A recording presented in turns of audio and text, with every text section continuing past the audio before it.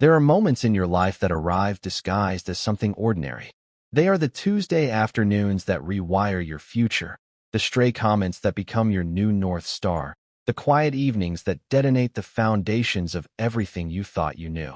For me, it arrived as a faint blue glow in the dead of night, a vibration against my nightstand that carried the weight of a tectonic shift. It was a text message, a simple string of words from the room next to mine, but it was also the turning of a key in a lock I had long since convinced myself was rusted shut, a door I had guarded, from both sides, for years. The message itself was a ghost, a digital whisper that materialized on my screen at 2:17 in the morning. It was from Ethan, my roommate, my best friend, the fixed point around which my own quiet world had revolved for the past 4 years. The text read, "Why don't you ever look at me like that?" I stared at it, the letters sharp and impossibly bright in the oppressive dark of my bedroom. My heart, which had been beating in the slow, even rhythm of impending sleep, began to hammer against my ribs like a trapped bird. It was a frantic, panicked cadence that echoed the chaos erupting in my mind. Like what? Like what, Ethan? The question was a scream inside my head, but my fingers remained motionless over the screen. There were 1,000 possible answers, 1,000 ways I looked at him, and I was terrified that he had finally, after all this time, seen the one I kept hidden. I knew he was drunk. It was a Friday night, and he had gone out with his work colleagues for a series of celebratory drinks after landing a massive new client. He'd stumbled in around 1, and I'd heard the familiar sequence of sounds from my own bed, the clumsy wrestling with the lock, the soft thud of his shoes hitting the floor in the entryway, the sigh of relief as he shed the weight of his day, and finally, the click of his bedroom door. It was a sequence I had memorized, a piece of domestic music that had become the backdrop to my life. I had assumed he was passed out, lost to the world as he usually was after such nights. But he wasn't. He was awake, in his own room, a mere 10 feet away, thinking. And he was thinking about me. The thought was both intoxicating and terrifying. It was a sudden, blinding spotlight in a room I had learned to navigate by touch alone. Before that text, before the world tilted on its axis, our story was one of comfortable, unexamined closeness. We met in college, 2 planets in wildly different orbits brought together by the gravitational pull of a shared elective, something mundane about the history of architecture. I was there because I was a photography major, fascinated by lines and light, by the way buildings held the memories of the people who lived inside them. I was quiet, an observer by trade and by nature. I spent my life behind a lens, framing the world, finding the beauty in the overlooked details. Ethan was there because he needed an easy humanities credit to offset his brutal schedule as a software engineering student. He was all vibrant energy and easy smiles, a person who filled every room he entered, not with noise, but with a kind of effortless, magnetic presence. He was the sun. I was the one trying to capture its light without getting burned. Our friendship shouldn't have worked. On paper, we were a study in contrasts. He built logical systems out of code. I chased fleeting moments of emotion with a camera. He talked. I listened. He moved through the world with a confidence I could only dream of, while I existed in its quiet corners. Yet, from that first day when he'd turned to me and asked, with a disarmingly genuine curiosity, what I found so interesting about old buildings, something just clicked. It was a conversation that spilled out of the lecture hall and into a nearby coffee shop, a conversation that lasted for 3 hours and felt like 10 minutes. He didn't just hear my answers, he listened. He asked follow-up questions. He looked at my portfolio of photos not with polite indifference, but with an intense focus, pointing out details, asking about my choices of light and shadow. He saw me, not just the quiet kid in the back of the class, but the person behind the camera. And I, in turn, saw past the charming, popular exterior to the thoughtful, slightly restless soul beneath. After graduation, when the terrifying reality of adult life loomed, finding an apartment in the city felt like a daunting, impossible task. It was Ethan who suggested we get a place together. For him, it was a practical solution. For me, it was a lifeline. By then, my quiet admiration had already begun its slow, secret metamorphosis into something deeper, something I was determined to keep locked away. Living with him felt like a dangerous, beautiful indulgence, like agreeing to live inside a museum where you were forbidden to touch the art. Our apartment became our sanctuary, a two-bedroom space that we slowly filled with the mismatched furniture of our early 20s and the comfortable silence of a shared life. His engineering textbooks and scattered lines of code on whiteboards lived in harmony with my developing traits. The faint, sharp scent of photographic chemicals and prints hung to dry in the bathroom. For 4 years, we built a life within those walls. A life of shared dinners and movie marathons, of late-night talks about everything and nothing. I became the archivist of his life, and he, the steady rhythm of mine. I photographed him when he wasn't looking. The way he'd run a hand through his hair in frustration over a line of code, the unguarded softness on his face when he slept on the couch, the brilliant, unforced joy in his smile when a friend told a funny story. These photos were for me alone, a secret collection stored on a password-protected hard drive. They were my way of holding on to the moments, of saying the things I could never say out loud. I loved him. It was a fact as solid and certain as the floor beneath my feet, and just as silent. He dated, of course. There were a few women over the years, the most serious of whom was Sarah. She was nice enough, a lawyer, sharp and ambitious, and, from my perspective, a perfect match for his energy. When they were together, our apartment felt different. It was still my home, but a part of it became foreign territory.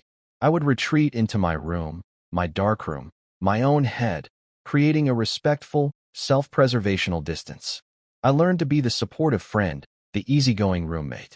I listened to his stories about their dates, offered advice when he asked for it, and perfected a smile that I hoped looked genuine. Each smile was a small act of self-betrayal, a fresh layer of paint over the truth I was so desperate to hide. I told myself it was for the best. His happiness was paramount, and our friendship was a delicate, invaluable thing.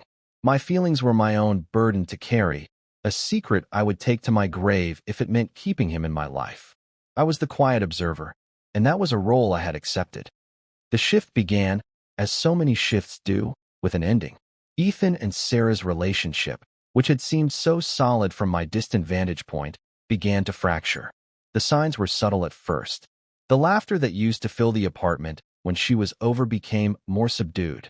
The frequency of her visits dwindled. Ethan grew quieter, more withdrawn. The vibrant light that always seemed to surround him dimmed, replaced by a low, humming anxiety. He started spending more nights at home, not going out, just existing in the living room, staring at the television without really seeing it.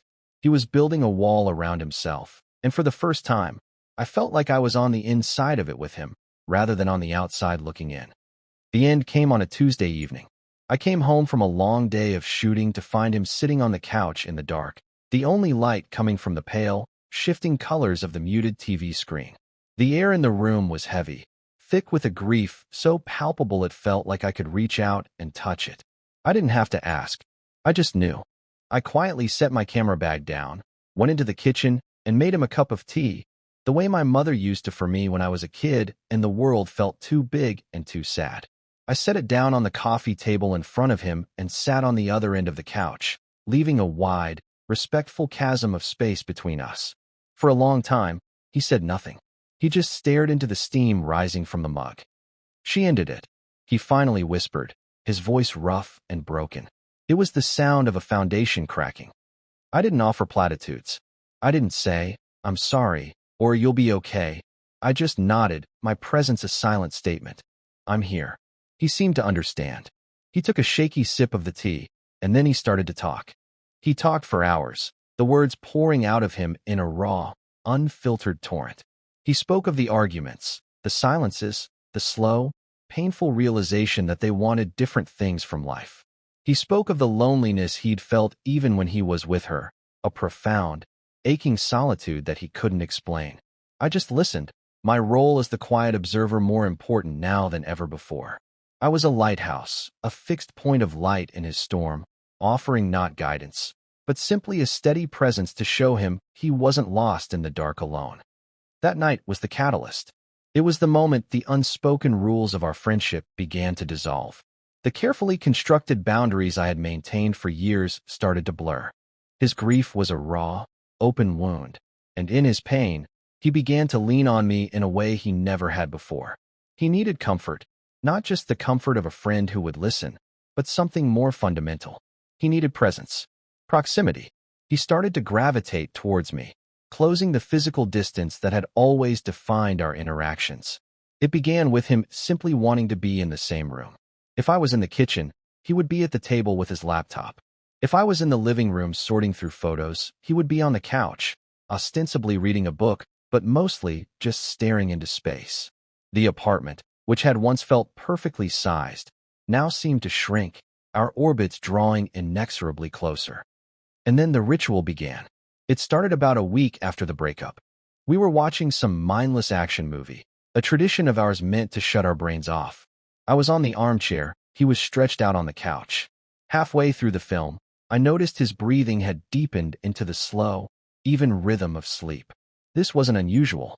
What was unusual was what happened next. In his sleep, he curled in on himself, his expression one of deep, troubled sorrow. A small, pained sound escaped his lips. It was a sound that pierced right through me.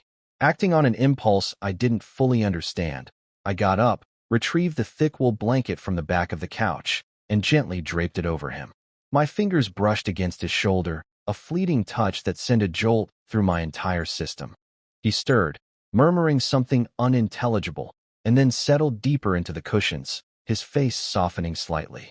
I retreated to my chair, my heart pounding, and watched him for the rest of the movie, the screen's flickering light playing across his sleeping face. This became the new normal. Almost every night, he would fall asleep on the couch, and I would cover him with the blanket. It was a small, silent act of care, a gesture that existed in the safe, ambiguous space of friendship. It was deniable. I was just being a good roommate. But for me, it was a sacrament. It was the closest I could get to holding him, to offering the comfort he so clearly craved. I would linger for a moment after covering him, my hand hovering in the air above him, tracing the line of his jaw, his hair, his shoulders, without ever making contact. It was a masochistic little ritual, feeding my own longing while starving it at the same time. I was living in the space between a touch and a breath, and it was excruciating. The ritual escalated. One night, a few weeks later, I was woken by a soft knock on my bedroom door. I sat up, my mind foggy with sleep. "Leo." Ethan's voice was small, hesitant. "You awake?" I told him I was, and the door creaked open. He stood in the doorway, a silhouette against the dim light of the hallway. He was holding his pillow. "I had a nightmare," he said, and the words sounded so young, so vulnerable. "I know it's stupid, but can I just sleep on your floor?" My room was my final sanctuary, the one place that was unequivocally mine. Having him in here, in this space, felt like a monumental shift. But I heard the raw need in his voice, the desperate plea for proximity that he was trying to disguise as a childish fear. The chasm between my head and my heart closed. My heart won. "Don't be an idiot," I said, my own voice rough with sleep. "You're not sleeping on the floor." I shifted over to one side of my queen-sized bed, creating a space. "Just get in." He hesitated for a moment, a shadow of uncertainty in the doorway. It was a threshold, and we both knew it. He was asking to cross it, and I was holding the door open. Then, with a quiet sigh that sounded like relief, he walked in, closed the door behind him, and slid into the bed. He stayed rigidly on his side, a good foot of space between us, his back to me. The tension in the room was thick enough to suffocate. I could feel the heat radiating from his body, could hear the sound of his breathing, could feel the subtle shift of the mattress with his every small movement. I lay on my back, staring at the ceiling, my entire body rigid. I was acutely aware of every inch of him. It was a new kind of torture, a proximity so intense it felt like a burn. We didn't speak. The silence was a language of its own, filled with unspoken questions and terrifying possibilities. Eventually, after what felt like an eternity, his breathing evened out, and I knew he was asleep. I, however, did not sleep at all. This, too, became part of the ritual. It didn't happen every night, but on the nights when the world seemed to weigh too heavily on him, when the silence of his own room was too loud, there would be that soft knock, that hesitant question, and I would always let him in. We developed an unspoken choreography. He would take the side of the bed closest to the door. I would stay on mine. We would face away from each other, two solitary islands in the same sea. Sometimes, in the deep of the night, he would shift in his sleep, and his hand would brush against mine, or his leg would press against my own. Each accidental touch was a lightning strike, a brief, blinding flash of contact that left me buzzing and breathless. I never knew if he was truly asleep during those moments, if he was aware of the contact. I convinced myself he wasn't. It was the only way to survive it. It was plausible deniability, a shield for us both. He needed comfort, and I was providing it in a way that didn't require him to examine the why. And I was getting to have him close, even if it was killing me. I lived for those nights, and I dreaded them in equal measure. My bedroom, once a fortress of solitude, had become a space of profound and aching intimacy. It was a room of shared silence, of unspoken need. The air was charged with everything we weren't saying. I would lie awake for hours, listening to him breathe, my love for him a heavy, painful weight in my chest. I was a photographer documenting the most important event of my life from the inside, unable to step back and frame it, forced to live in the raw, overexposed reality of the moment. I was so focused on his healing, on being his safe harbor, that I hadn't considered what all this proximity might be doing to him. I assumed he saw it as just that, a port in a storm, a temporary arrangement born of necessity. I had no idea that he was observing me just as intently as I was observing him. I had no idea that my own carefully guarded expressions were being cataloged, analyzed, and misunderstood. Which brought me back to the blue light of my phone, to the question hanging in the digital air between our two rooms. Why don't you ever look at me like that? Like what? Like I looked at the subjects of my photos, with an intense, focused adoration? Like I looked at a sunset, with a kind of reverent awe? Or did he mean the other look? The one I reserved for him when he was with Sarah, a look of carefully constructed neutrality, a mask of platonic friendship that must have looked, to him, like indifference or disapproval. The ambiguity was maddening. Was this an accusation? A confession? A drunken, meaningless musing? My mind raced through every interaction we'd had in the last few weeks, every shared glance, every moment of silence. I was a detective with too many clues and no clear theory. I thought about the night before. His company had landed the big account he'd been working on for months. He'd come home, buzzing with an energy I hadn't seen in a long time. It was the old Ethan, the one whose light could fill a room. He'd been talking a mile a minute, explaining the complexities of the project, the relief of finally getting the win. I had been sitting at the kitchen table, editing a set of portraits. I'd looked up at him, and for a moment, I let my guard down. I let myself feel the pure, uncomplicated joy of seeing him happy. I smiled, a real, genuine smile, and I held his gaze.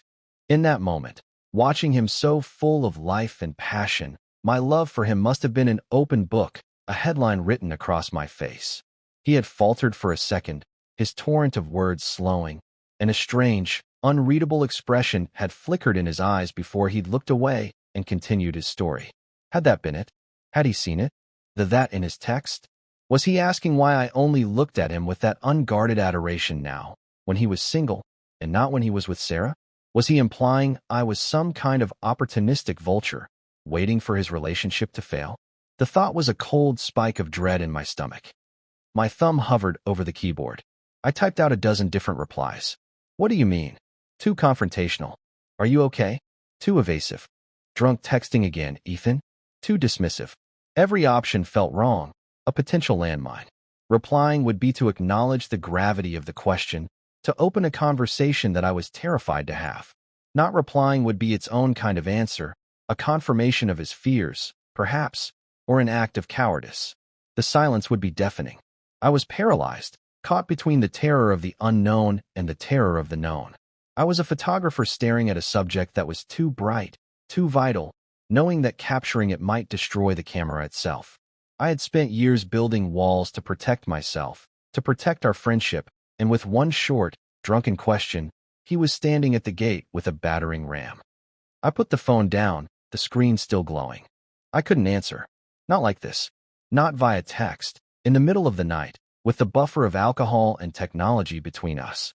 This was a conversation that had to be had face to face, in the clear, unforgiving light of day. Or not at all. A part of me, the part that had survived for years on scraps of hope, wanted to believe this was a breakthrough. that this was his fumbling, intoxicated way of acknowledging the strange, charged space that had grown between us. But the larger part of me, the cautious, self-protective observer, was screaming that this was a mistake, a misunderstanding, a drunken impulse that he would regret, or worse, not even remember, in the morning. And if I answered, if I pushed, I could shatter everything. The friendship, the comfortable domesticity, the fragile peace of our shared home. I would be trading the quiet, aching certainty of my secret love for the loud, chaotic uncertainty of a potential rejection. I turned over, my back to the glowing screen. I tried to force my heart to slow down, to return to its steady, sleeping rhythm. I tried to convince myself that this was nothing, a blip, a meaningless string of characters fired off into the digital ether. But I knew it wasn't. It was a flare, shot up from his island to mine, a signal I could no longer ignore. He had seen something in my eyes, and it had unsettled him enough to put it into words.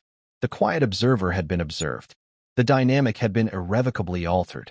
The door I had left ajar for him, the one to my room and to my heart, had just been thrown wide open, and the wind was howling through the house. Sleep was impossible now. I could only lie there, in the dark, and wait for the dawn, and for the man in the next room to wake up and face what he had done.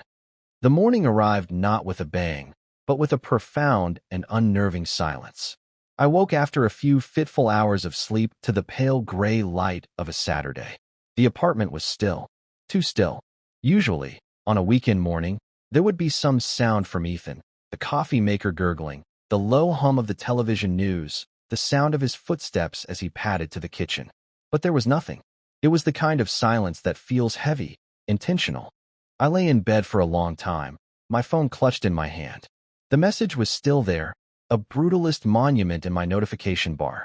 He hadn't deleted it. He hadn't sent a follow-up text saying, "Oops, sorry, drunk." It just sat there, waiting. Finally, I forced myself to get up. My own morning routine felt alien, the simple acts of brushing my teeth and putting on clothes feeling like a monumental effort. Every nerve in my body was on high alert, attuned to any sound from his room. I was a soldier in a trench, waiting for the first sign of movement from the other side. I made my way into the living room. It was empty. The blanket I had draped over him so many times was neatly folded on the arm of the couch. A fresh wave of anxiety washed over me. The neatness felt deliberate, a retreat. I crept to his bedroom door. It was closed.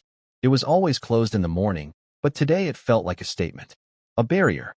I made coffee, the familiar ritual, a small anchor in the churning sea of my thoughts. As the coffee maker hissed and dripped, I debated my next move. Should I knock? Should I send a casual "morning, want coffee" text? Or should I just wait, letting him make the first move, letting him set the tone for the day, for the rest of our lives?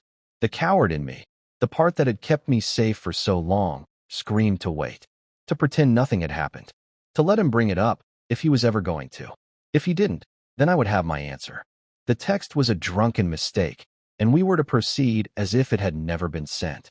This was the safe path, the one that led back to the familiar, aching comfort of the status quo. But something had shifted in me during the long, sleepless hours of the night. The fear was still there, a cold, hard knot in my stomach. But underneath it, something else was stirring, a flicker of anger, of frustration. For weeks, I had been his emotional anchor. I had let him into my space, into my bed, into the most vulnerable parts of my life. I had held his unspoken grief and asked for nothing in return. And now, after he had sent a message that laid bare the central tension of our entire relationship, he was hiding. He was retreating behind a closed door, leaving me to grapple with the fallout alone. The unfairness of it sparked a small, defiant flame in my chest. I deserved an answer. I deserved more than silence. I poured 2 mugs of coffee, my hands shaking slightly. I walked to his door, the mugs warming my cold fingers. I stood there for a long moment, my heart hammering. This was it. This was the point of no return. I was about to step out from behind the camera, to walk onto the stage. I raised my hand and knocked, the sound unnaturally loud in the quiet apartment. There was a long pause, and then a muffled, "Yeah?" His voice was hoarse, tired. "I made coffee," I said, trying to keep my own voice steady. Another pause. Then, "Okay, The lack of an invitation to enter was another closed door. But I was done waiting for invitations. I took a deep breath, turned the knob, and pushed the door open. He was sitting on the edge of his bed, his back to me, wearing a t-shirt and boxers. His head was in his hands, his elbows resting on his knees. The room was dim, the curtains still drawn. He didn't turn around when I entered. He just stayed there, a portrait of misery. I walked over and set his mug down on the nightstand beside him. I remained standing, a few feet away, holding my own mug like a shield. The silence stretched, thick and suffocating. It was a standoff. I could feel him wrestling with himself, could feel the shame and regret radiating off him in waves. "So," I said finally, my voice softer than I intended, "are we going to talk about it?" He flinched, a small, almost imperceptible tightening of his shoulders. He still didn't look at me. "About what?" he mumbled into his hands. The denial, the blatant attempt to evade, was like a slap. The small flame of my frustration flared. "Don't do that, Ethan," I said, my voice gaining a harder edge. "Don't pretend you don't know what I'm talking about. You can't just send something like that and then hide in your room all morning." He finally dropped his hands and scrubbed his face, letting out a long, weary sigh. He looked exhausted. He looked broken. "Leo, I was drunk," he said, the words a desperate plea for absolution. "I don't even really remember sending it." It was a lie. A clumsy, transparent lie. And the fact that he thought I would believe it, or at least accept it as an excuse, hurt more than the silence had. "You're a terrible liar," I said, my voice flat. "You remember. You just wish you didn't." He finally turned his head and looked at me. His eyes were bloodshot and filled with a desperate, pleading panic. He looked like a cornered animal. "Please," he whispered. Can we just forget it? Pretend it didn't happen?" It was stupid. It meant nothing. Nothing. The word came out sharper than I expected. It meant nothing? For weeks, you've been sleeping in my bed. You've been leaning on me, trusting me. We've been living in this bubble of unspoken things. And then you send me a text that asks the single most important question you could possibly ask me. And you want to pretend it meant nothing? My voice was shaking now, the carefully constructed dam of my composure finally breaking. All the years of suppressed feelings, all the nights of lying next to him in agonizing silence, all the fear and the hope and the love, it all came rushing to the surface. "You don't get to do that, Ethan. You don't get to use me as your safe harbor and then act like I'm just part of the scenery. You don't get to open that door and then slam it in my face." He stared at me, his mouth slightly agape. The panic in his eyes was slowly being replaced by something else, something that looked like dawning, horrified comprehension. He wasn't just realizing what he had done to me. He was realizing what he had done to himself. He had, in a moment of drunken honesty, revealed a truth he wasn't ready to face. The question he had asked me wasn't really about me at all. It was about him. He was the one who had been looking, who had been seeing things he didn't understand, who was feeling things he couldn't name. The text wasn't an accusation. It was a cry for help, a desperate attempt to understand his own heart by asking about mine. "Like what, Ethan?" I asked again, my voice dropping to a near whisper, the anger draining out of me, replaced by a vast, aching sadness. "The text. Why don't you ever look at me like that?" "What did you mean?" "What look?" He looked away, his gaze falling to the floor. He shook his head, a gesture of helpless confusion. "I don't know," he said, his voice cracking. "When I got that promotion. Yesterday. The way you looked at me. It was, I don't know. It was different. And then I started thinking about before. With Sarah. You never looked at me like that then. You always looked through me. Like you were waiting for me to leave." His words were a jumble, a confused confession. He was admitting that he had been watching me. That my gaze, my approval, my attention, mattered to him in a way he was only just beginning to comprehend. The pieces clicked into place, forming a picture that was both heartbreaking and terrifyingly hopeful. He had interpreted my self-preservation as disapproval. My careful distance, which I had cultivated to protect my own heart and respect his relationship, he had seen as a judgment against him. He thought I didn't like his girlfriend, that I didn't approve of his life. And my recent, unguarded warmth, now that she was gone, he had misinterpreted as a change in my feelings, not a revelation of feelings that had been there all along. "Ethan," I said, my voice gentle now, "the way I looked at you when you were with Sarah, that wasn't for you. That was for me. That was me trying to protect myself. Because looking at you, really looking at you, has always been dangerous for me. The confession hung in the air between us, fragile and shimmering. It was the most honest thing I had ever said to him. I had just handed him my heart, the one I had guarded for so long, and I had no idea what he would do with it. He looked up at me, his eyes wide with a mixture of shock and dawning understanding. He finally saw it. Not just the truth of my feelings, but the truth of his own. The reason he'd needed to be close to me. The reason my opinion mattered so much. The reason he'd felt so lonely even when he was in a relationship. It wasn't just about the comfort of a friend. It was about the comfort of a specific person. Me. He stood up slowly, never breaking eye contact. He was a man waking from a long dream, looking at a world that was suddenly, shockingly real. He took a hesitant step towards me, then another. He stopped when there was only a foot of space between us. The air was electric, thick with years of unspoken words, with the gravity of the moment. He looked so lost, so young, so terrified. "Leo," he whispered, his voice thick with emotion. I'm so confused, I know," I said softly. "Me too." He raised a hand, his fingers trembling slightly, and gently touched my cheek. It was the first intentional, non-accidental touch we had ever shared. It wasn't a spark, it was a current, a deep, resonant hum that vibrated through my entire body.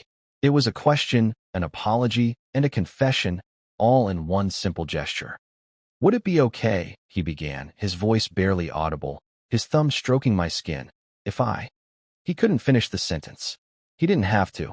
The question was in his eyes, in his touch, in the way his breath hitched.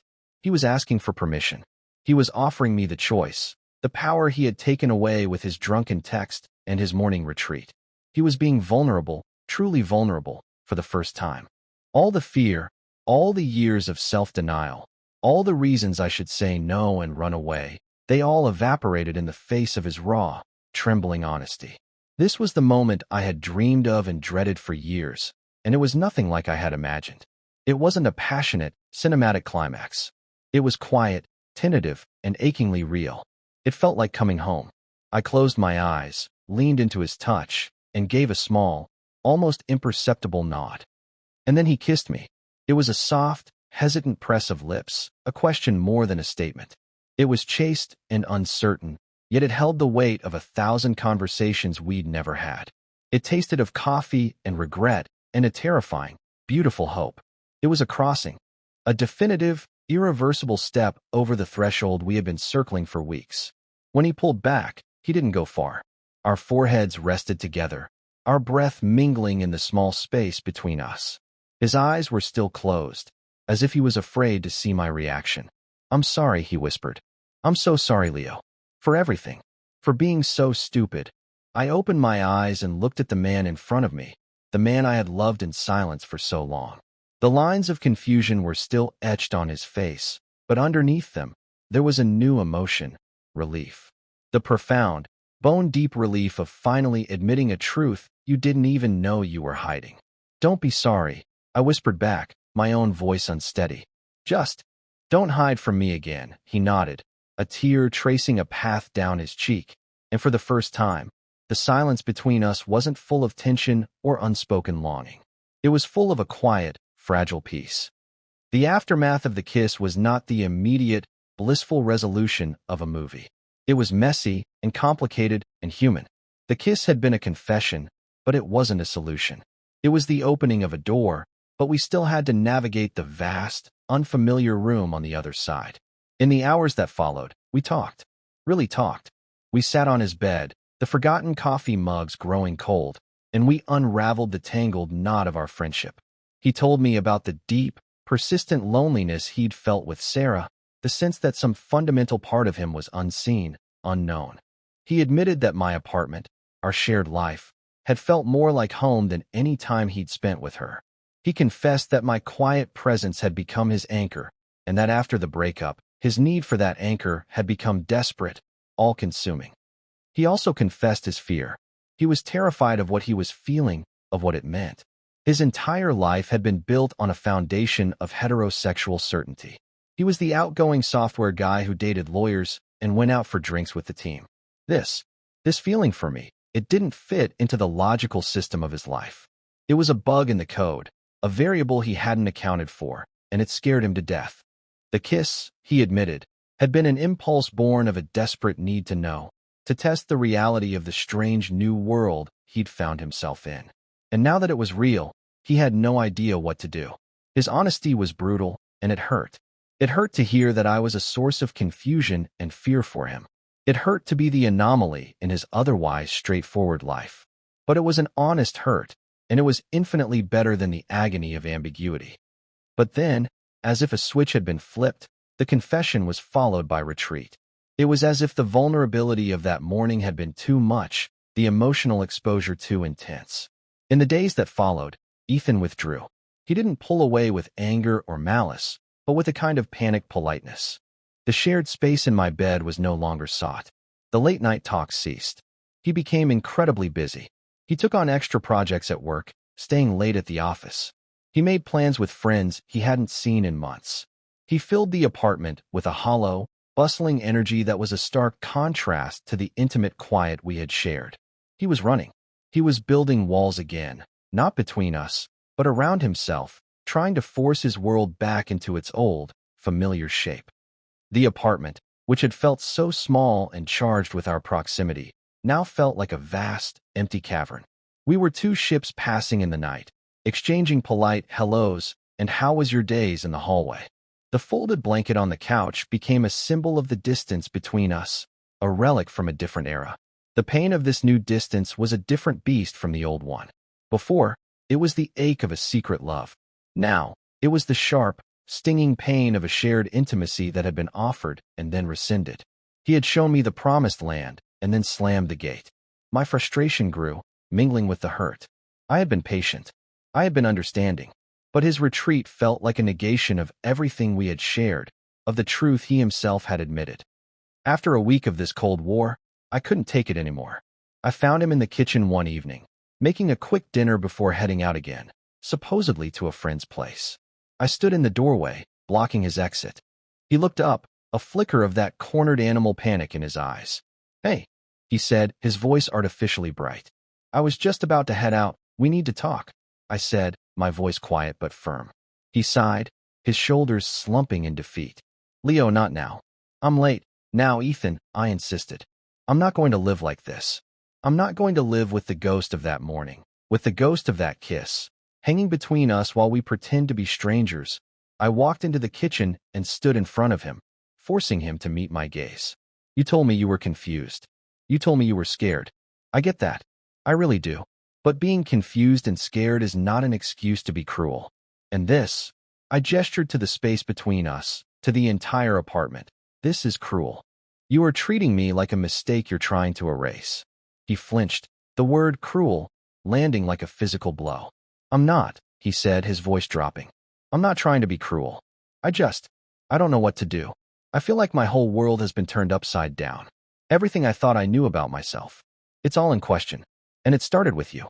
With that look. With that feeling. And I don't know how to handle it. So I'm trying to. I don't know. Get some space. Figure my head out. By running away?" I challenged, my voice still soft. "By pretending I don't exist? You think you can figure out your feelings for me by avoiding me?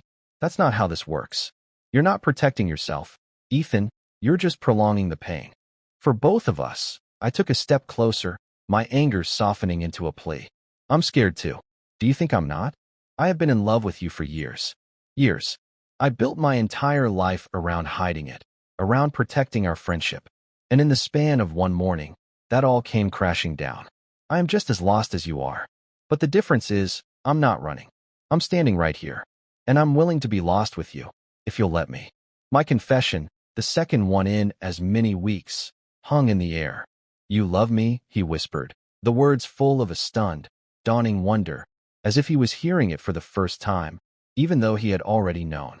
"Yes," I said, the word a simple, solid truth. For a very long time, he stared at me, and I could see the battle raging in his eyes. The fear was still there, but it was being challenged by something else.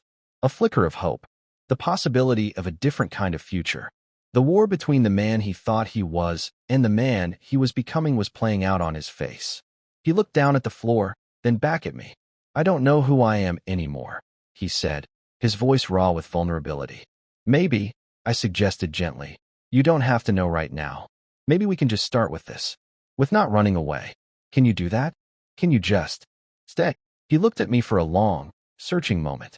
The silence was different this time. It wasn't empty or tense. It was contemplative. He was making a choice. Not about his sexuality, not about the rest of his life, but about the next 5 minutes. About whether to walk out the door or to stay. Finally, with a slow, deliberate movement, he reached out and turned off the stove. He leaned back against the counter, his body slumping as if a great weight had been lifted from his shoulders. Okay, he said, his voice quiet but clear. Okay, I'll stay. That was the beginning of the resolution. It wasn't a grand declaration or a sudden certainty. It was a choice. The choice to stay, to stop running. And in the days and weeks that followed, we began the slow, careful work of building something new on the ruins of our old friendship. The politeness was replaced by a tentative, fragile honesty. We talked a lot. We talked about his fears, about my years of silence, about what this could even be. There were no easy answers. We didn't suddenly label ourselves or our relationship. We just agreed to exist in the uncertainty together. The physical intimacy returned, but it was different now. It was intentional. One evening, as we sat on the couch, the old, familiar blanket across both our laps, he reached over and took my hand. He didn't say anything. He just laced his fingers through mine, his thumb stroking the back of my hand. It was a simple, quiet gesture of ownership and belonging. It wasn't a question anymore. It was a statement. This is my hand. This is your hand. This is us. I held on, my heart feeling a sense of peace it had never known. The longing was still there, but it was no longer an ache. It was a warm, steady glow. The ritual of the bed returned as well, but its nature had fundamentally changed. One night, I found him standing outside my closed bedroom door, not knocking, just looking at it. You don't have to knock anymore, I said softly from behind him. He turned, a small, shy smile on his face. I know, he said. That night, when he got into my bed, he didn't stay rigidly on his side. He turned to face me. He reached out and pulled me closer, tucking my head into the crook of his shoulder, his arm wrapping securely around me. There was no pretext of nightmares or loneliness. There was no plausible deniability. It was just a need to be close, a need that was now acknowledged, accepted, and shared. I fell asleep in his arms, feeling, for the first time in my life, completely and utterly safe. Our apartment transformed again. It became a space of gentle domesticity. We learned the rhythms of this new life together. We made coffee for each other in the morning. We cooked dinner together, navigating the small space of the kitchen with an easy, familiar choreography. We held hands on the couch. We kissed goodnight. They were small things, but they were everything. Each gesture was a brick, and together, we were slowly, carefully, building a new home. My camera, which had once been my shield, my tool for keeping a safe distance, now became a way of celebrating our closeness. I still took photos of him, but they were no longer secret. I would catch him looking at me, a soft, wondering smile on his face, and I would raise my camera. He wouldn't look away. He would just let me see him, and he would see me right back. There was still fear. There was still uncertainty. He was still on a journey of self-discovery, and I was learning how to live with a love that was no longer a secret. But we were navigating it together. The quiet observer had become a participant, and the unknowing initiator had become a willing partner. We were two people who had found each other in the quiet spaces, in the unspoken gestures, in the shared silences. The door to my room was no longer left open out of necessity or hope. It was simply the door to our room. And the silence was no longer a void to be filled with anxiety, but a comfortable, peaceful space where we could simply be. One morning, I woke up wrapped in his arms, the early morning light filtering through the blinds. He was still asleep, his face peaceful, his breathing a slow, steady rhythm against my ear. I lay there, watching him, feeling a sense of profound, overwhelming gratitude. The journey had been long and painful, a slow burn that had threatened to consume me. But we had made it through the fire. That fragile hope, the one I had nurtured in secret for so long, had not been misplaced. It had just been waiting for him to be ready to see it. It reminded me that the most profound changes in our lives rarely announce themselves with trumpets. They arrive as whispers, as questions in the dark, as a hand reaching out for yours. They are the moments that, in retrospect, become the foundation of everything that follows. We had found our foundation, not in a grand romantic gesture, but in the beautiful, honest silence we had learned to create and finally to share. And in that quiet, we began to heal.